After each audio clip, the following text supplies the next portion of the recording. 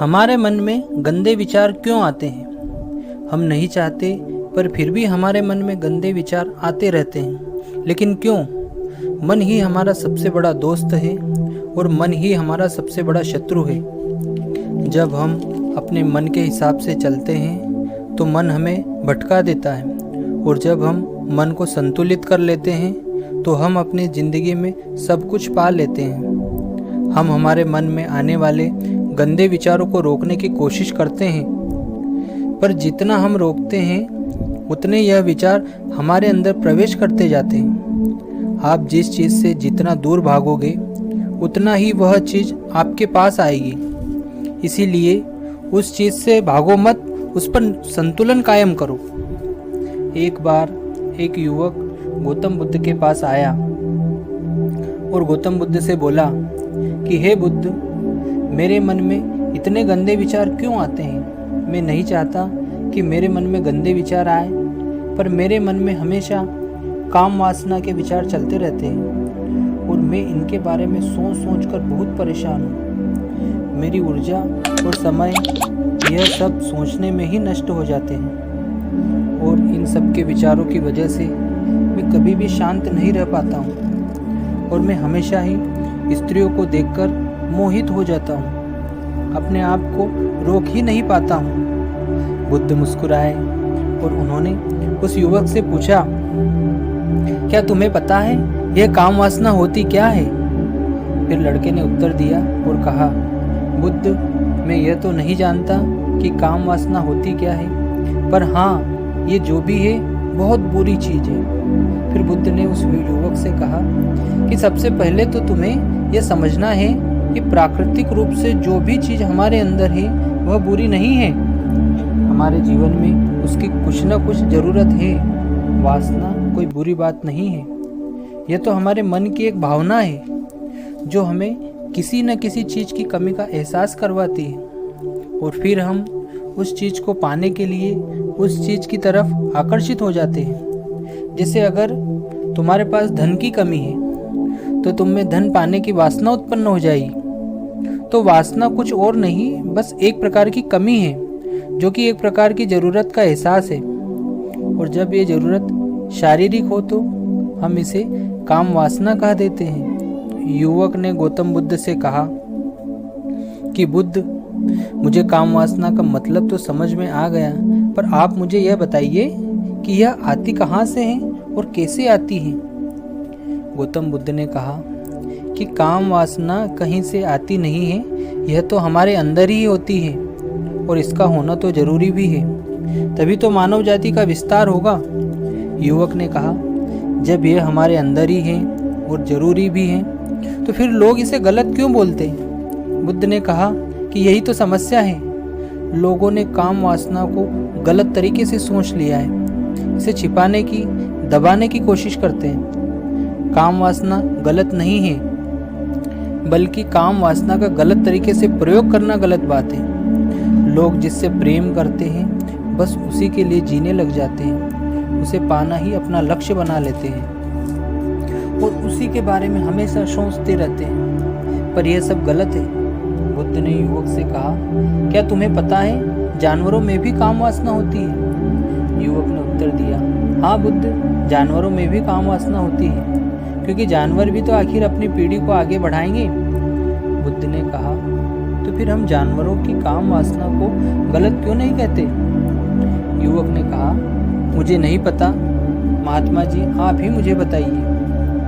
तथागत गौतम बुद्ध ने कहा कि जानवर अपनी काम वासना का प्रयोग आनंद प्राप्ति के लिए कभी नहीं करते, वह तो सिर्फ संतान की उत्पत्ति के लिए काम वासना का उपयोग करते हैं। जानवरों को प्रकृति ने इतनी समझ नहीं दी कि वह काम वासना को अपने सुख का आधार बना सके, जबकि मनुष्य अपनी समझ के बलबूते पर प्रकृति में पाई जाने वाली प्रत्येक वस्तु को अपने सुख के लिए प्रयोग करता है।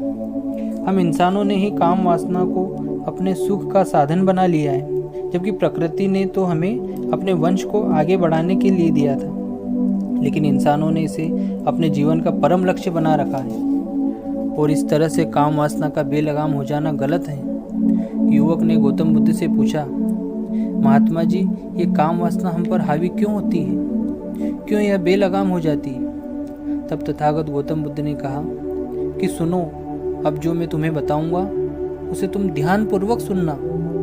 काम वासना का सारा खेल तुम्हें समझ आ जाएगा, तुम्हें तुम्हारे सारे सवालों का जवाब मिल जाएगा, बस तुम्हें ध्यान से सुनकर समझना है। फिर तथागत गौतम बुद्ध युवक को बताना शुरू करते हैं कि एक बार की बात है, एक आश्रम में गुरु और उनके शिष्य रहा करते थे। शिष्य आश्रम के बाहर स्थित गांव में भिक्षा लेने के लिए जाते थे। उस आश्रम का एक शिष्य जिस गांव में भिक्षा लेने जाता था, उसी रास्ते में एक नदी पड़ती थी। वह शिष्य उसी रास्ते से भिक्षा लेने जाता था। एक दिन उसने देखा कि एक लड़का पेड़ के पीछे छिपा है। वह उस लड़के के पास गया और उससे जाकर बोला, भाई, तुम इस पेड़ के पीछे छिपकर क्या देख रहे हो? लड़के ने कहा, अरे तुझे नहीं दिख रहा क्या कि मैं क्या देख रहा हूँ? तब शिष्य ने नदी की तरफ देखा तो वहाँ पर कुछ लड़कियाँ पानी भर रही थी। वो लड़कियाँ 14-15 साल की होगी। तब शिष्य ने उस लड़के से कहा, अरे भाई, वहाँ पर तो लड़कियाँ पानी भर रही हैं, इसमें छिपकर देखने वाली क्या बात है? तब वो लड़का शीशे की तरफ देखकर उससे कहता है, अरे पागल, तुम्हें दिखाई नहीं दे रहा क्या कि कैसे यह परियां नदी से पानी निकाल रही हैं? जरा उनकी अदाओं को तो देखो, उनके कोमल शरीर को देखो, उनकी पतली कमर मटके को उठाते समय कैसे बलकाती है और उनके बाल उनकी कमर पर कैसे लहरा रही हैं, मानो सुंदरता बिखरी पड़ी हो। शिष्य ने नदी की तरफ देखा और इस बार वह देखता ही चला गया। अभी तक तो उसे कुछ भी नजर नहीं आ रहा था और वह बिल्कुल निर्भय था। उसे किसी भी बात का कोई डर नहीं था। लेकिन अब वो छिपने लगा और उन लड़कियों को देखने लगा जैसे उसने कोई अपराध कर दिया हो। और जब वो छिपकर उन लड़कियों को देख रहा था, तभी वो अचानक अंदर से कांप गया और उसने कहा कि ये मैं क्या कर रहा हूँ? मैं जो कर रहा हूँ वो सही नहीं है, मुझे यहाँ से चले जाना चाहिए। और फिर वह जल्दी से वहाँ से चला गया। वो आश्रम पहुँच जाता है। आश्रम जाकर वो अपने कार्यों में लग गया। लेकिन जो अभी वह देखकर आया था, वही उसकी आंखों के सामने बार बार आ रहा था। उसके मन में वही दृश्य चल रहा था। उसका मन वही सब कुछ देखने के लिए ललचा रहा था। उसका किसी भी काम में मन नहीं लग रहा था। सुबह होते ही वह रोज जल्दी ही भिक्षा के लिए आश्रम से निकल जाता और उस नदी के पास वाले पेड़ के पास जाता, जहाँ पर वह लड़का पहले से मौजूद रहता था। उसके साथ मिलकर लड़कियों को छुप छुप कर देखता था। अब वह शिष्य रोज रोज ऐसा करने लग गया। यह उसका रोज का काम हो गया। अब उस शिष्य का मन किसी भी काम में नहीं लगता था। वो हमेशा ही किसी न किसी प्रकार के विचारों में उलझा रहता था। वो आश्रम के कार्यों को भी ठीक ढंग से नहीं कर रहा था। ना वो ठीक से सो पाता, ना वो ठीक से खाना खा पाता था। उसका मन हमेशा बेचैन सा रहता था। उसका मन बार बार उन लड़कियों के सौंदर्य को देखने के लिए लालायित होता था। जब गुरु शिक्षा देते, तब भी उस शिष्य का मन कहीं और विचारों में खोया रहता था। गुरु ने अपने शिष्य की इन हरकतों को देख लिया था। तब एक दिन गुरु ने शिष्य को अपने पास बुलाया और कहा कि आज से मैं भी तुम्हारे साथ भिक्षा मांगने चलूँगा। तुम और मैं साथ साथ भिक्षा मांगने चलेंगे। तभी शिष्य गुरु को मना करते हुए बोला, नहीं गुरुदेव, आप परेशान क्यों हो रहे हैं? मैं अकेला ही ठीक से भिक्षा मांग सकता हूँ। गुरु ने शिष्य से कहा कि ठीक है, तुम अकेले ही भिक्षा मांगने जाओ। शिष्य तुरंत वहाँ से भिक्षा मांगने के लिए निकल गया। शिष्य के जाने के बाद गुरु भी आश्रम से निकल गए और शिष्य का पीछा करने लगे कि वो कहाँ जाता है, किससे मिलता है। यह सब देखने के लिए उसके पीछे पीछे चलने लगे। थोड़ी दूर जाने के बाद गुरु ने देखा कि उनका शिष्य एक लड़के के साथ एक पेड़ के पीछे अपराधी की तरह छिपा हुआ है और छिपकर कुछ देख रहा था। गुरु भी अपने शिष्य के पीछे जाकर खड़े हो गए कि आखिर उनका शिष्य क्या देख रहा है, जिसे देखने के लिए वो पेड़ के पीछे अपराधियों की तरह छिपा पड़ा है। गुरु ने देखा कि उनका शिष्य पेड़ के पीछे छुपकर लड़कियों को देख रहा था, जो कि नदी से पानी भर रही थी। तभी गुरु ने शिष्य को कहा कि तुम क्या देख रहे हो? अपने गुरु की आवाज़ सुनकर शिष्य का मन घबराया और उसके पसीने छूटने लगे। वह थर थर कांपने लगा जैसे किसी चोर को चोरी करते समय रंगे हाथों पकड़ लिया। उसकी हालत खराब हो गई, वो कुछ भी नहीं बोल पा रहा था। वह लड़का जो शिष्य के साथ था वहाँ से भाग गया, जिससे शिष्य और भी घबरा गया था। उसके मुंह से कुछ टूटे फूटे शब्द ही निकल रहे थे और वह अपने गुरु से भी नज़र मिलाने का साहस नहीं कर पा रहा था।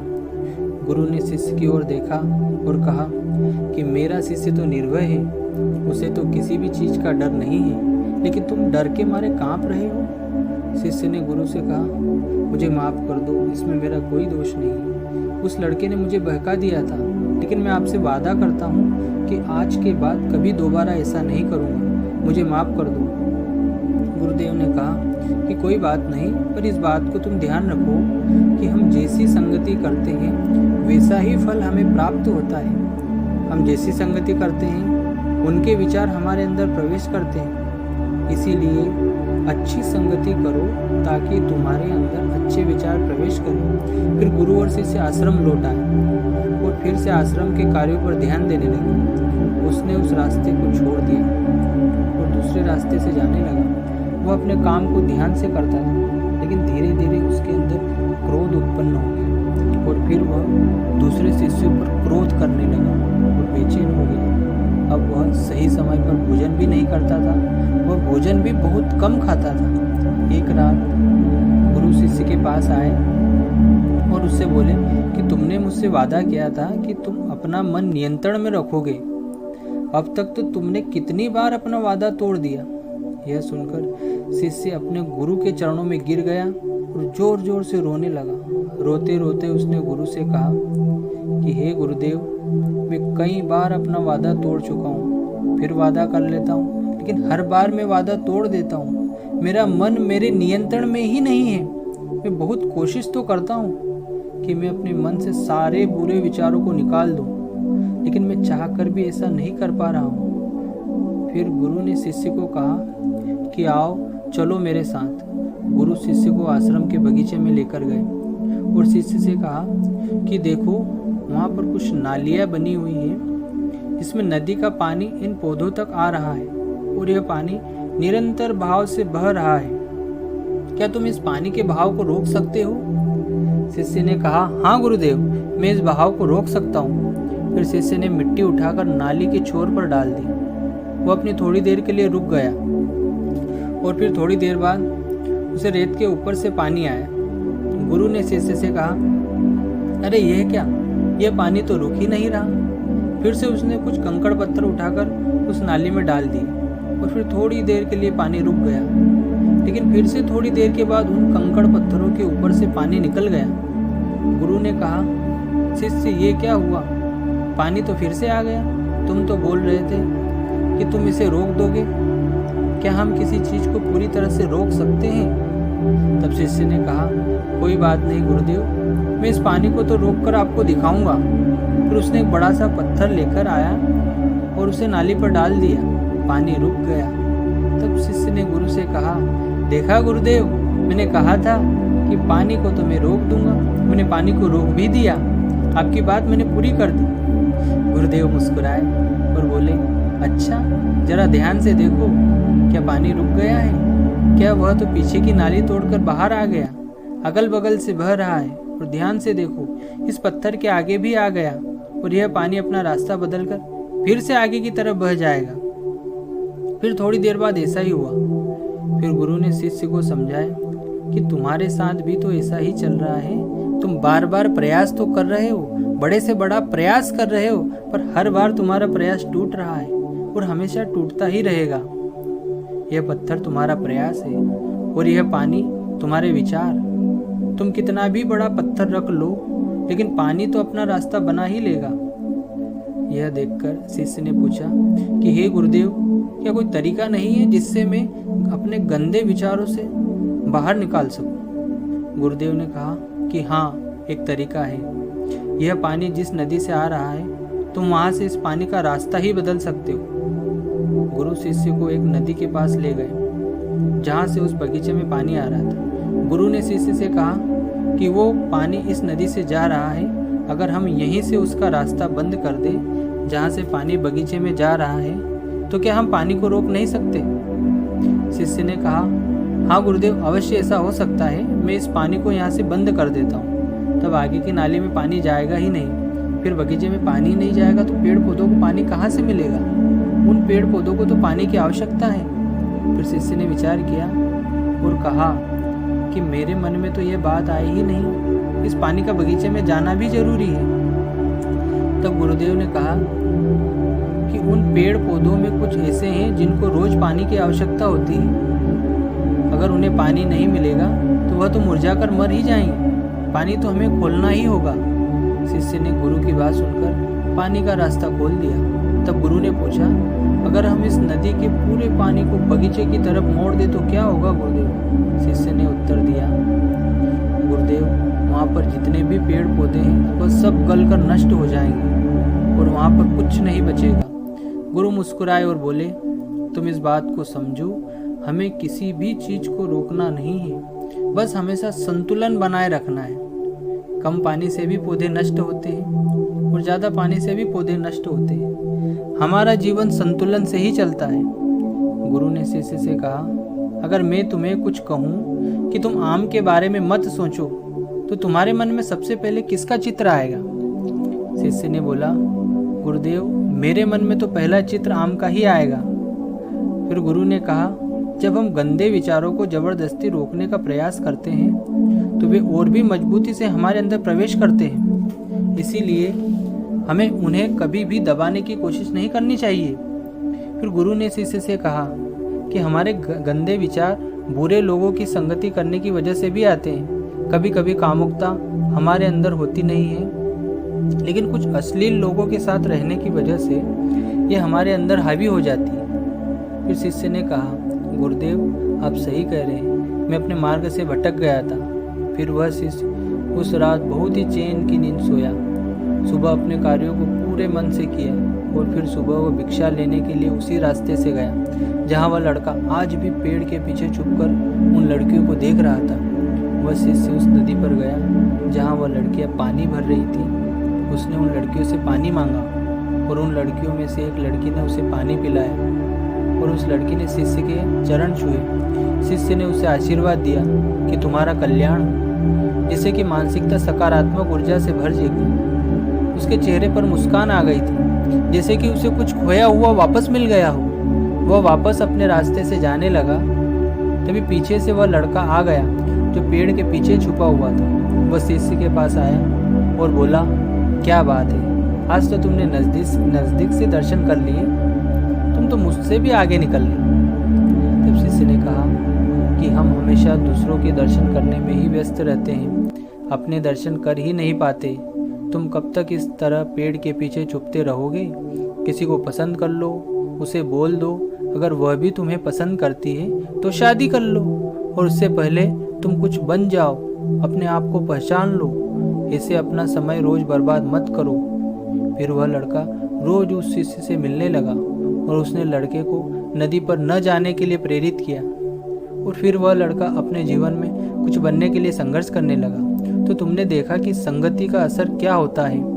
अपनी संगति बदलो, अपने विचार बदलो। गुरु ने शिष्य से पूछा, क्या तुम्हें अपने सभी सवालों का उत्तर मिल गया है? तब शिष्य ने कहा, हाँ महात्मा जी, आपका बहुत बहुत धन्यवाद। तब गुरु ने शिष्य से कहा कि जब तुम्हारे मन में गंदे विचार आए तब तुम अपने आप को दोषी मत मानो। यह शरीर है और यह सब इसने हजारों वर्षों से सीखा है। यह केवल तुम्हारे सोच लेने से या शपथ लेने से टूटने वाला नहीं है, लेकिन तुम्हारे पास वो शक्ति है, वो ऊर्जा है जिसका तुम्हें संतुलन उपयोग करना है। तुम एक जीवित ऊर्जा हो जो कुछ भी अनुभव करने के लिए स्वतंत्र हो। इसलिए तुम अपने आप को पहचानो। इस कहानी से हमें यही सीख मिलती है कि हमारे विचारों का महत्व कितना अधिक होता है। हमारे विचार ही हमारे भविष्य की दिशा को निर्धारित करते हैं। हमें सकारात्मक विचारों को अपने मन में पूरी शक्ति के साथ अपनाना चाहिए ताकि हम सही दिशा में जीवन में आगे बढ़ सकें। दोस्तों, यदि ये कहानी आपको अच्छी लगी हो तो वीडियो को लाइक करें, चैनल को सब्सक्राइब करें और एक प्यारा सा कमेंट करें।